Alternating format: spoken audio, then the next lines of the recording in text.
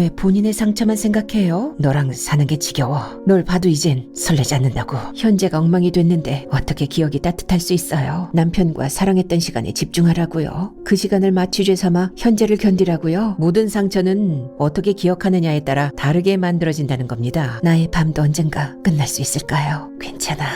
괜찮아. 하나, 둘, 셋.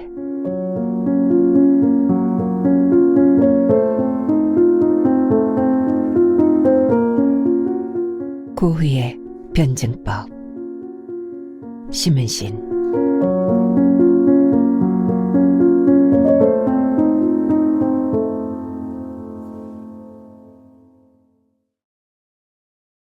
유진은 정확히 오전 11시에 아를 시청 앞 광장에 도착했다. 호텔에서 카페라떼 한 잔으로 몸을 깨운 후 이곳저곳을 배회하다가 광장 분수대 벤치에 앉으면 11시였다. 아르레 햇살이 오전 11시 즈음에 가장 강렬하다는 걸 몸이 먼저 알았다. 연청색 하늘에서 분사된 햇살이 성당탑 위에서 눈부신 반사광으로 반짝였다. 유진은 수척한 얼굴에 실눈을 뜨고 쏟아지는 햇살을 똑바로 보려고 애썼다. 생트로핌 성당을 마주보고 앉아 1시간쯤 졸고 있으면 하루 정도는 살아낼 힘이 생겼다. 이제 막 성당 밖으로 나온 한 쌍의 연인이 눈에 들어왔다. 남자가 사랑스러운 눈길로 연인의 이마에 키스하자 여자가 미소 지었다. 연인은 햇살 하나에도 행복해 보였다. 유진은 오래된 흑백 영화를 보듯 아련한 눈으로 두 사람을 응시했다. 사랑해, 유지야. 속어둔 줄 알았던 남편의 고백이 환청처럼 맴돌았다. 기억이 성당의 천년 역사만큼 아득했다. 먹먹해진 가슴을 놓아주지 않고 또 호흡이 가빠왔다. 유진은 명치 끝에 생책이라도 있는 사람처럼 가슴에 손을 얹었다. 평소 환자들에게 가르쳐 주었던 연상 차단법을 낮은 소리로 읊조렸다. 괜찮아, 괜찮아. 하나, 둘, 셋. 숨을 크게 들이마신 후 다시 천천히 내쉬며 진정하려 애썼다. 조금씩 호흡이 잦아들었다. 자기 상처를 객관적으로 통찰해야 한다고 환자들에게 조언해온 날들이 참 우스웠다. 고통에 대해 손톱만큼도 모르면서 고통을 덜어주려 했던 모순이 부끄러워 유진은 눈을 감았다. 분수대 앞 벤치에 그대로 앉아 언제까지나 꾸벅꾸벅 졸고 싶었다. 눈을 감아도 망막에 햇빛의 잔영이 그대로 남아있는 가수면 상태가 좋았다. 그간 유지의 병원을 찾아온 우울증 환자들은 지시어 몇 마디에 가수면 속으로 빠져들곤 했다.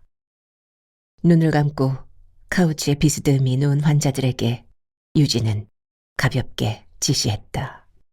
자, 이제 그날로 돌아가 봅시다. 하나, 둘, 셋.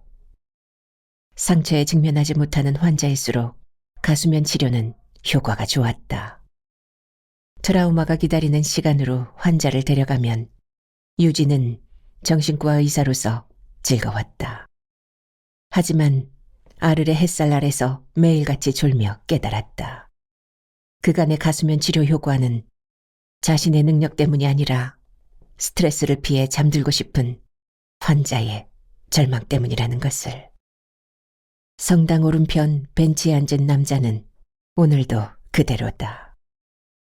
유지가 남프랑스 아르레 20여일 머무르는 동안 남자를 목격한 게 벌써 67번이었다. 고흐 카페에서도 고흐 병원에서도 론 강둑에서도 혼자 앉아있는 남자를 여러 번 봤다. 처음부터 남자를 눈여겨본 건 아니었다. 이상하게 자꾸 거슬리고 신경 쓰였다. 햇살 아래 졸다가 무심코 눈을 떴을 때 그와 시선이 엉긴 적이 있었다. 이때 유진은 사선으로 턱을 돌리며 강렬한 반사광에 눈이 부신 척 눈을 찡그렸다. 겨우 알을까지 도망쳐 왔는데 우울한 사람과 조우하긴 싫었다. 달뜬 관광객들 사이에서 남자는 확연히 다른 눈빛으로 광장 주변을 서성거렸다. 허겁지겁 햇빛을 먹는 연약한 식물 같았다. 얼굴빛은 창백하고 앞머리를 쓸어올리는 손가락은 가늘었다. 눈동자는 깊어서 동굴 같고 눈을 깜박일 때마다 긴 갈색 속눈썹이 그림자를 만들었다. 간헐적으로 숨을 길게 들이마시고 길게 내뱉는가 하면 어느 순간 고개를 푹 꺾은 채 몸을 달팽이처럼 움츠렸다가 화가 난 듯 자리에서 벌떡 일어나곤 했다. 알을 놓기 전 유지에게 나타난 증상도 비슷했다. 멍하니 앉았다가 갑자기 간호사들에게 잔소리를 퍼부으며 짜증을 냈다.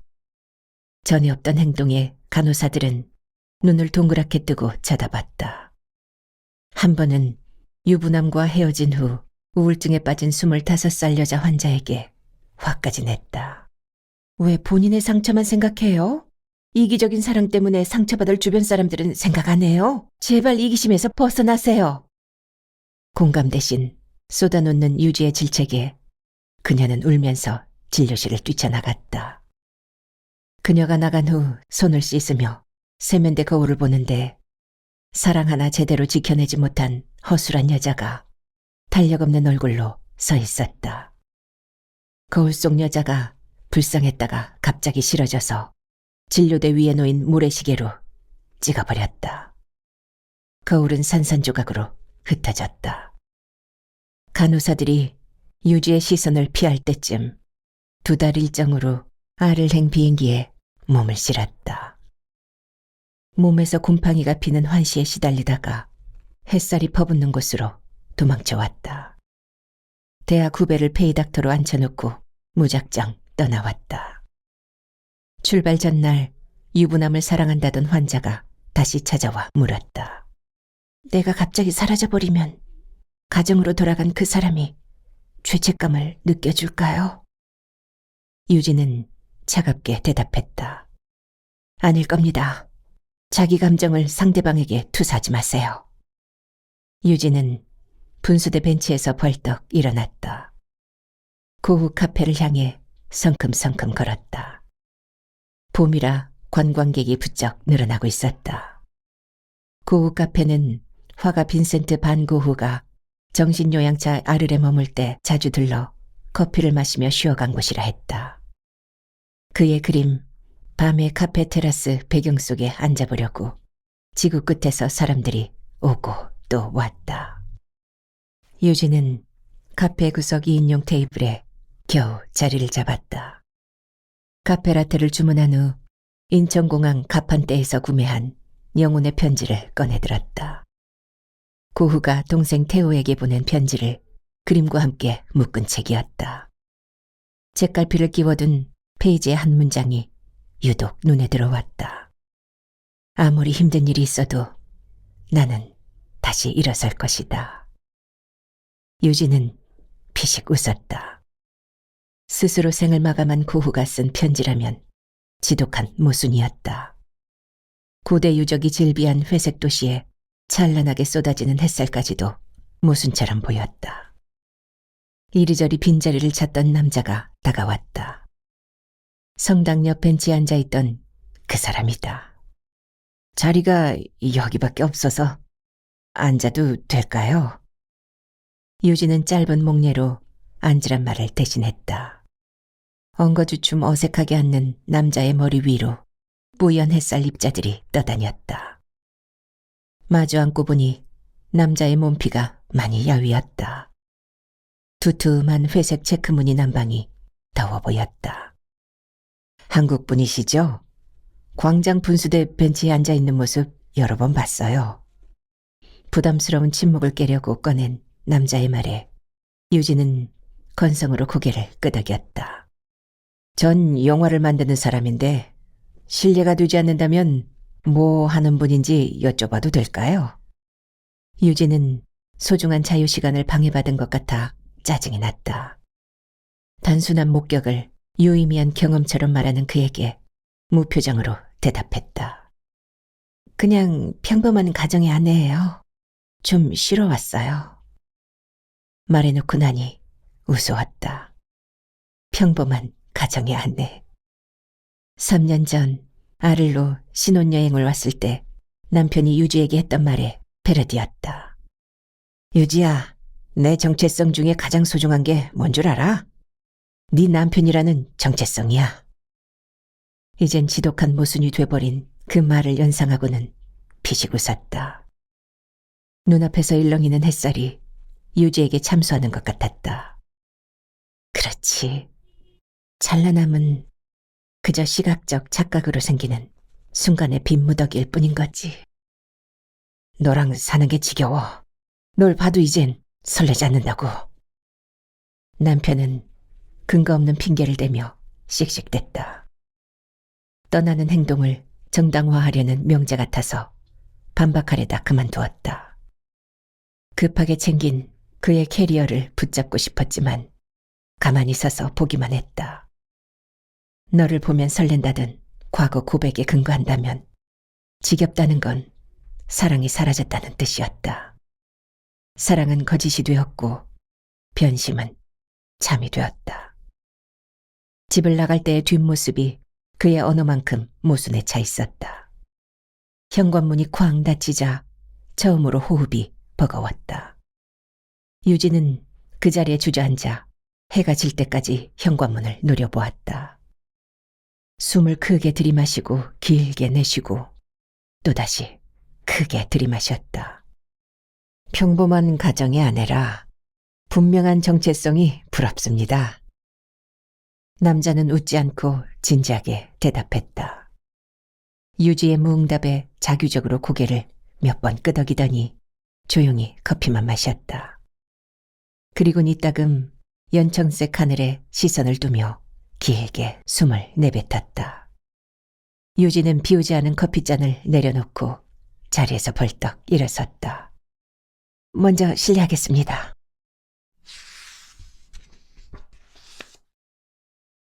펜지꽃이 만발한 고후 병원 뜰은 아늑한 동굴 같았다.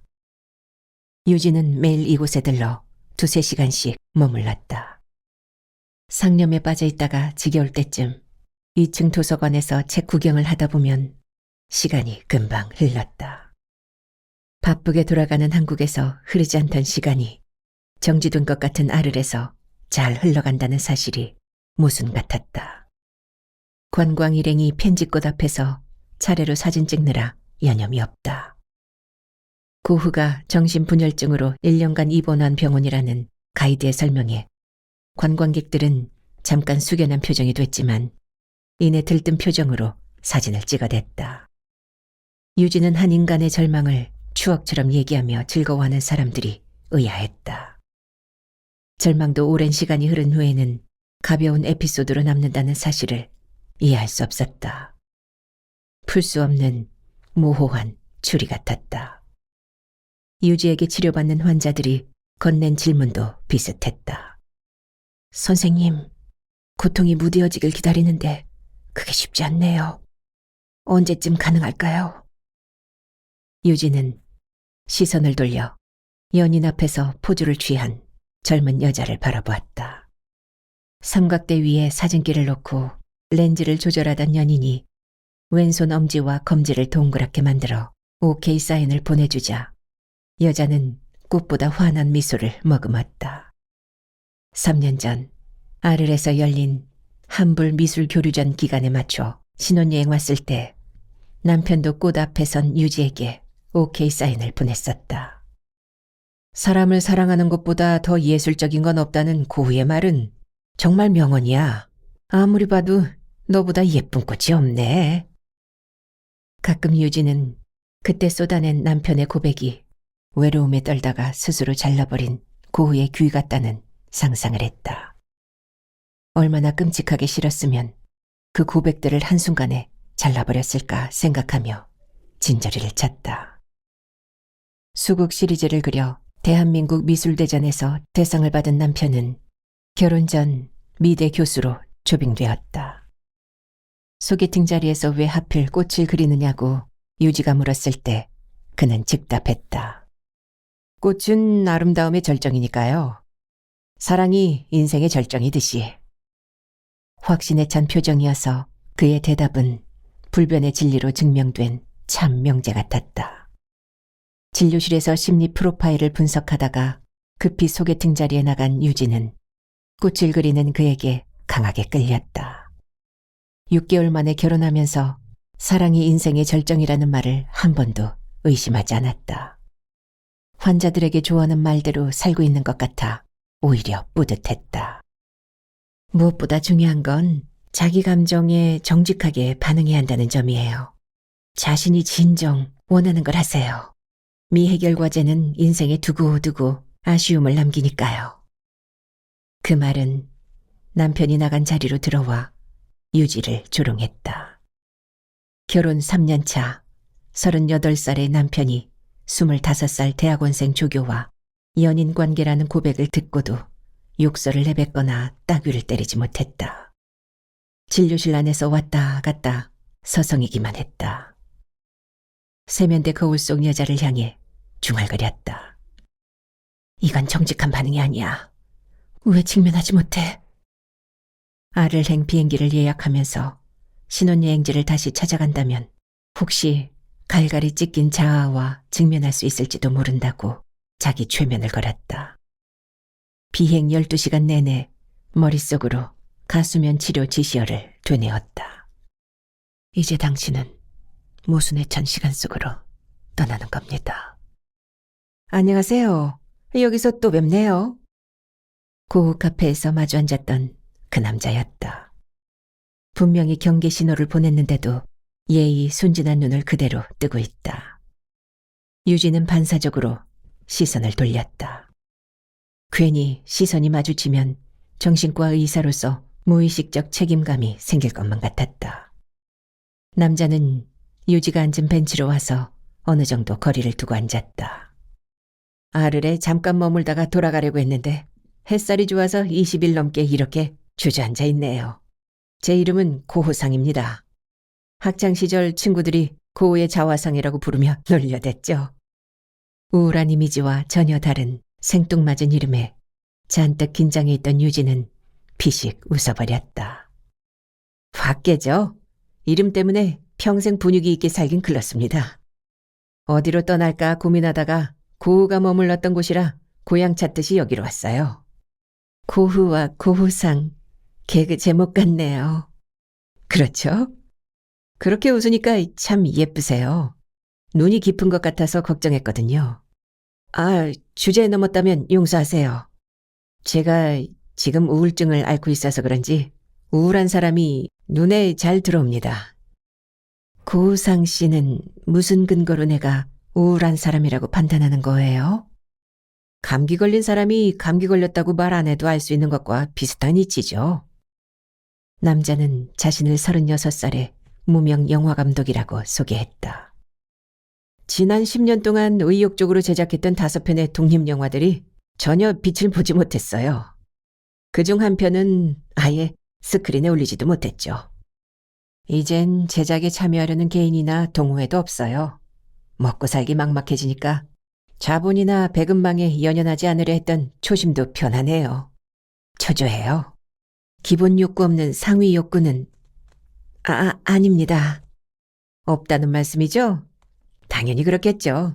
막다른 골목에 이르렀다고 생각하니 몸에 이상 증상이 나타났어요.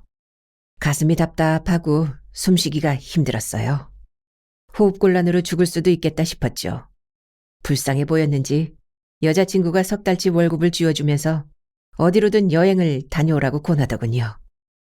여자친구는 행정복지센터에서 민원서류 발급 업무를 하고 있는데 한 번은 울먹이면서 얘기하더라고요. 하루에만 신규 주민등록을 수십 건씩 해주는데 우리 2사람만 등록할 곳이 없다고요. 아를까지 왔지만 사실 돌아갈 곳이 없어요. 숨 쉬려고 떠나온 남자의 호흡이 언제까지 유효할지 막막해 보였다.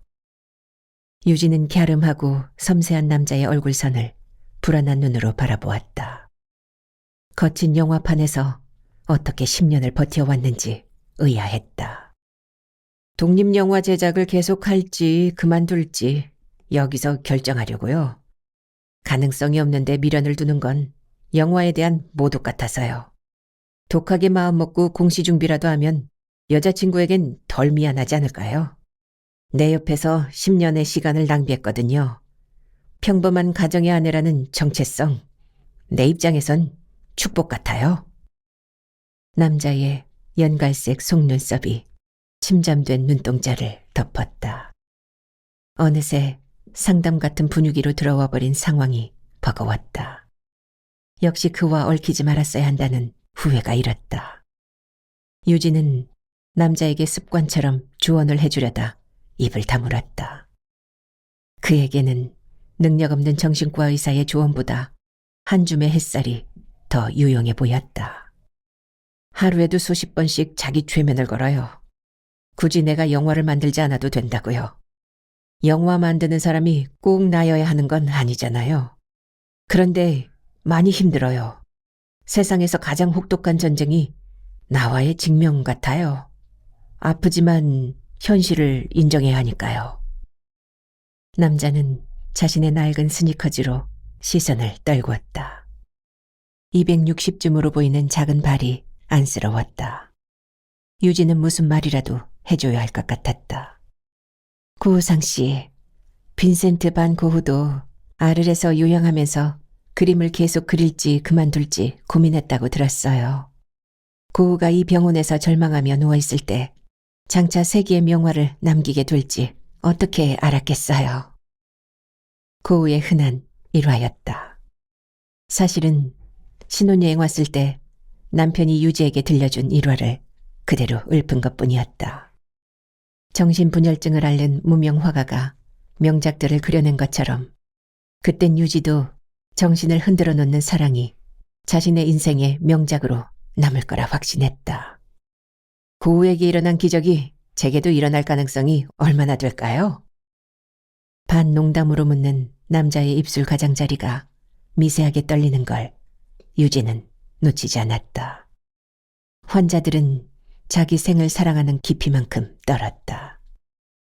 절망에서 애써 희망을 찾으려는 모순처럼 보였다. 현실은 바뀔 수도 있어요. 영화를 사랑하는 고우상 씨가 지금 여기 이렇게 앉아 있잖아요. 가장 큰 조건을 갖춘 셈이죠. 영화에 대한 사랑이 변하지 않았다면 아직 가능성이 남아있는 거예요. 변하지 않는 사랑만 있으면 돼요. 사랑이 변하면 대단한 것 같은 현실도 다 무너져 버리거든요. 남편의 사랑이 변한 뒤 유진은 습관성 과호흡 증상과 불면증에 시달렸다. 남들의 부러움을 사는 스펙과 경제력, 환자가 무난히 찾아드는 병원, 교수와 의사의 조합으로 이루어진 가정, 썩어서 냄새나는 화려한 현실이 역겨웠다. 사랑이 변하지 않으면 가능성이 있다고요? 아무것도 없는 제겐 그 말이 모순처럼 느껴지네요. 유진은 아직 가능성을 염두에 두고 고민하는 남자가 부러웠다. 깨지지 않았으니 아직 확률이 남아있었다. 회복 가능성이 멸절되었다는 자기 연민이 밀려오자 습관처럼 호흡이 가빠졌다. 그에게 들키기 전에 아무렇지 않은 척 허리를 꿋꿋이 세우고 자리에서 벌떡 일어났다. 이번에도 먼저 실례하겠습니다.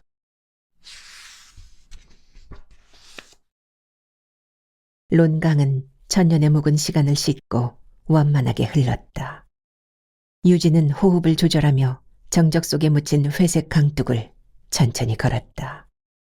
반사된 햇빛은 수면 위에서 몸을 뒤채며 저 혼자 황홀하게 반짝였다. 밤이 아닌 게 아쉬웠다. 밤이었다면 론강의 별이 빛나는 밤을 그리는 고흐를 만날 수도 있을 것 같았다. 짙은 잉크색으로 덮인 밤과 강 위에 어른대는 별의 노란 그림자를 볼 수 있을지도 모를 일이었다. 별빛에 의지해 그림을 그리던 고흐가 이따금 예민한 미간을 좁혀가며 강물 위에 어른대는 별빛을 바라볼 터였다. 가장 어두운 밤도 언젠가는 끝나고 해가 떠오를 것이다. 동생 태호에게 보낸 편지에 고흐가 쓴 글귀를 떠올리며 유진은 피식 웃었다. 밤에 속한 남자가 밤이 끝나기를 기다리다니. 지독한 모순이었다. 만약 밤의 강둑에 웅크린 빈센트 반 고흐를 만나게 된다면 유진은 그에게 묻고 싶었다. 나의 밤도 언젠가 끝날 수 있을까요? 유진은 밤이 두려웠다. 남편에게 어린 연인이 있다는 사실을 알게 된 후 악몽을 자주 꿨다. 얼굴이 보이지 않는 남자에게 쫓기는 꿈은 늘 같은 형태로 재생됐다. 가끔 남자의 얼굴이 남편의 얼굴로 변형될 때도 있었다. 수면 유도제를 2알이나 복용해도 잠이 안 오던 밤. 아무것도 할 수 없어서 아파트 앞 어두운 산책로를 걸었다. 문득 공간적 배경이 꿈속 장면과 흡사한 듯한 기시감에 숨이 멎을 것 같았다. 덜덜 떨면서 집으로 들어와 현관문을 닫고는 그 자리에 주저앉았다. 아르레 온 후에도 반드시 해가 지기 전에 호텔로 돌아가 출입문 잠금 상태를 3번, 4번 확인했다. 상상 속 고우의 얼굴 위로 자기에게 쏟아놓던 고흐상에 쓸쓸한 얼굴이 겹쳐졌다. 고흐에서 고흐상으로 자연스레 연결되는 게 아이러니했다. 말이란 참 이상했다. 전혀 관련 없는 대상도 한번 말로 연결되고 나면 연상으로 묶여버렸다. 남편의 지겹다는 말 한마디에 세상에서 가장 초라한 여자로 묶여버린 것처럼. 유진은 쓸데없는 연상을 떨쳐내듯 고개를 가로저었다. 부드러운 강바람에 감았던 눈을 살며시 떴다. 멀리 강둑에 앉은 쓸쓸한 한 남자의 실루엣이 보였다. 고호상이 먼 소실점에 시선을 두고 정물처럼 앉아 있었다. 유진은 먼 거리에서 자신을 보듯 남자를 바라보았다. 도시 여기저기에 남아있는 고대 유적들처럼 남자도 낡은 모습 그대로 그 자리에 박제된 것만 같았다. 그냥 지나쳐버리려다 망설임 끝에 곁으로 가서 앉으며 유진은 실없는 말을 꺼냈다. 강이 참 아름답죠? 예, 스크린에 담고 싶을 만큼. 영화 감독은 강을 바라볼 때도 영화를 생각하는군요. 예, 어쩔 수 없이. 남자는 고개도 돌리지 않은 채 쓸쓸하게 웃었다. 유진은 날씨에 어울리지 않는 남자의 체크무늬 모직 셔츠에 자꾸 눈이 갔다. 달아서 보풀이 일어난 셔츠 기 속 가느다란 목이 안쓰러웠다. 지독하군요. 영화에 대한 사랑이. 고흐도 론강을 캔버스에 담은 걸 보면 그림에 대한 사랑이 지독했나 봐요. 말과는 달리 유진은 남편에 대한 자신의 지독한 집착을 떠올렸다. 전율이 등줄기를 타고 올랐다. 어제 해주셨던 말, 사랑만 변하지 않는다면 현실엔 가능성이 남아있다는 말을 되새기고 있었어요. 과연 그럴 수 있을까 하고요. 혹시 그 말에 대해 증명해 볼 수 있나요? 단 고흐 얘기는 빼고요. 고흐의 사후 성공리에는 이미 유효기간 지났습니다. 남자는 농담 속에 간절함을 실으며 유지를 쳐다보았다. 유지는 자신을 쏙 빼닮은 남자의 얼굴이 가여워 슬쩍 고개를 돌렸다. 고흐 말고 다른 예라. 뭐가 있을까요? 진짜 없네요. 역시 없는 거죠?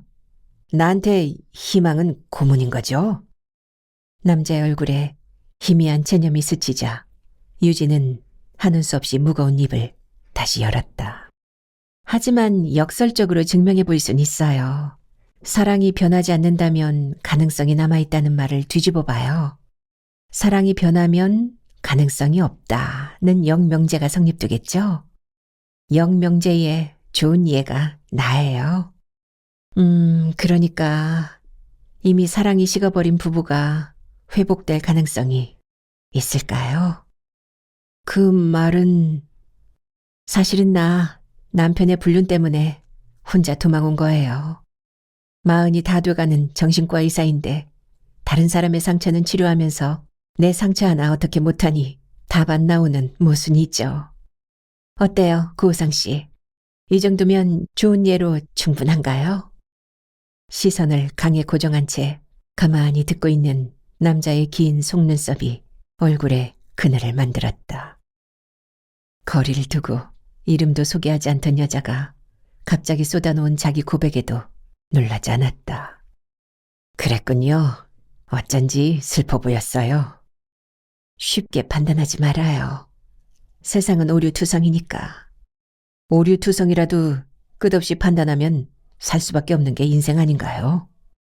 반론이 그럴듯하네요. 혹시 마담 프루스트의 비밀정원이란 영화 본 적 있어요? 아니요. 영화감독 추천 리스트에 있는 명화인가요?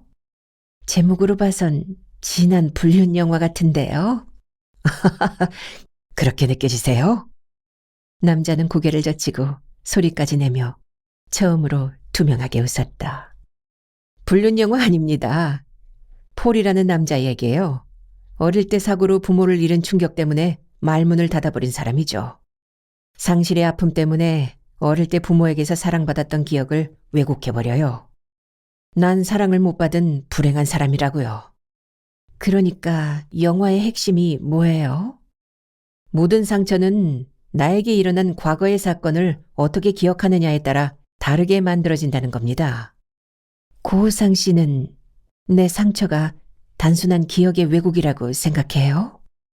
한때 남편분과 서로 사랑했다면 그 시간은 이미 자기 몫을 다했다고 생각합니다. 한편의 아름다운 영화가 되기에 충분하죠. 궤변 같은데요. 현재 상처를 과거 행복에 투사하지 않으면 참이 될 수도 있어요. 어쨌든 그때는 행복했으니까요. 행복했던 과거를 아픈 현재와 분리해서 간직하는 거죠. 따뜻한 기억으로. 현재가 엉망이 됐는데 어떻게 기억이 따뜻할 수 있어요? 유진은 순간 유부남을 사랑하다가 우울증에 빠진 25살 여자 환자를 떠올렸다. 그녀는 사랑했던 시간과 버림받은 시간을 함께 담을 수 없다며 울었다. 옆에 앉은 영화 감독이 그녀의 담당 의사라면 훨씬 더 깊은 위로를 줄 수 있겠다 싶었다. 얼굴이 화끈거렸다. 충분히 따뜻할 수 있어요. 적어도 과거에는 행복했으니까요. 과거도 현재도 쭉 실패의 연속인 나로선 그저 부럽습니다. 행복했던 과거에 자신을 다시 세팅해보라고 얘기하고 싶네요. 고호상 씨, 정신과 의사처럼 말하네요. 자격증도 없으면서. 그래요? 영화판에서 실패만 했는데 이번 기회에 정신과 의사로 전업해볼까요? 남자가 눈에 웃음을 담았다. 우울한 표정 안에 갇혀있던 천진한 미소가 돋았다. 유진은 가만히 남자의 얼굴을 응시했다. 소년의 얼굴로 영화판에서 10년이나 버텨온 그의 시간이 안쓰러웠다. 과거의 행복이 다 긍정적 착각이었다면서요. 물론 그럴 수도 있겠죠. 하지만 남편분이 사기꾼이 아닌 이상 분명 두 분 다 한때 행복했던 게 확실해요. 긍정적 착각과 진실은 종이 한 장 차이죠. 처음부터 끝까지 논리적 근거가 없는 거 알죠? 논리로 설명되는 일은 거의 없으니까요. 고우상 씨 말이 맞을지도 모르죠. 인간에게 일어나는 일을 인간의 논리로 인식할 수 없다는 모순만큼 지독한 모순이 있을까요? 가끔은 모순이 진실보다 더 참에 가깝다는 생각도 들어요. 절망에서 벗어나려는 인간의 몸부림 같아서요. 여기 괜히 앉았나 봐요. 고우상 씨랑 대화하다 보니 막 헷갈려요. 말장난 같기도 하고요. 그런데 마담 프루스트의 비밀정원 결말이 어떻게 돼요? 물론 해피엔딩이죠. 마담 프루스트가 베푸는 최면 치료 덕분에 폴과 과거의 기억으로 돌아가서 부모가 자신을 얼마나 사랑했는지 깨닫게 돼요. 슬픈 기억이 행복한 기억으로 바뀌니까 자연스럽게 살아갈 힘을 얻게 된 거죠. 현재가 아픈데 가수면 안에서 남편과 사랑했던 과거로 돌아간다고 살아갈 힘이 생길 수는 없을 터였다. 아무리 생각해도 거짓 같았다. 환자 중에 직면이 안 돼서 치료가 길어진 경우가 얼마나 많았던가 떠올리며 유진은 반문했다. 영화니까 그렇죠. 불가능한 모순이에요. 환자들에게 했던 조언이 나한텐 적용이 안 되거든요. 남편이 변심한 순간을 직면할 수가 없어요. 그것도 어려운데 남편과 사랑했던 시간에 집중하라고요. 그 시간을 마취죄 삼아 현재를 견디라고요. 영화니까 그렇지라는 말은 하지 마세요. 그 말은 고우니까 가능했지라는 말과 같으니까. 고흐의 정신분열증이 현실이면 고흐의 명작도 현실일 테죠. 더 변명하면 자가당착에 빠지는 거 알죠? 유지도 남자의 시선을 따라 멀리 강 하류에서 가물거리는 소실점을 바라보았다. 은빛 윤슬이 현실과 가수면의 경계인 양 속절없이 반짝였다. 유지는 그 자리에서 꾸벅꾸벅 졸고 싶었다. 아픈 기억이 따뜻한 기억으로 바뀔 수 있다면 아무것도 바라지 않을 것 같았다. 시퍼런 배신감도 어느 날인가 소실점처럼 희미해지고 시뻘건 분노도 어느 시점엔가 윤슬처럼 가물거릴 때가 올 거라고 믿고 싶었다. 유진은 오늘도 정확히 오전 11시에 RLC청 앞 광장에 도착했다. 호텔에서 카페라떼 한 잔으로 몸을 깨운 후 이곳저곳을 배회하다가 광장 분수대 벤치에 앉았다. 하루 중 가장 강렬하고 투명한 햇살이 광장에 쏟아졌다. 연청색 하늘에서 분사된 햇살이 성당탑 위에서 눈부신 반사광으로 반짝였다. 유진은 생트로핌 성당을 마주보고 앉아 고개를 들고 햇살을 정면으로 쳐다보았다. 남자는 보이지 않았다. 고흐 카페에서도 고흐 병원에서도 론 강둑에서도 그를 볼 수 없었다. 아르를 떠난 게 분명했다. 떠나기 전 우연히 고흐 카페에서 다시 만났을 때 남자가 말했다. 이름은 여쭤보지 않을게요. 남편과 행복했던 시간을 상처로만 왜곡한 폴이라고 기억하겠습니다. 폴을 도와준 마담 프로스트로도 기억할게요. 정신분열증 환자의 명작만큼 모순된 정이네요. 유지가 남자의 앳된 얼굴을 정면으로 쳐다보며 웃자 남자도 따라 웃었다. 지난번 강둑에서 선물로 주신 영혼의 편지 읽어보니 고흐가 남긴 명언이 꽤 많더군요. 모순 명제 같은 한 문장이 이상하게 마음에 남았습니다. 나는 침체에 빠진 절망을 선택한 게 아니라 희망이 담긴 우울을 택한 것이다. 희망이 담긴 우울이라니 참 우픈 말이죠. 한국으로 돌아가면 모순이라는 제목으로 독립영화를 제작해 볼 생각입니다.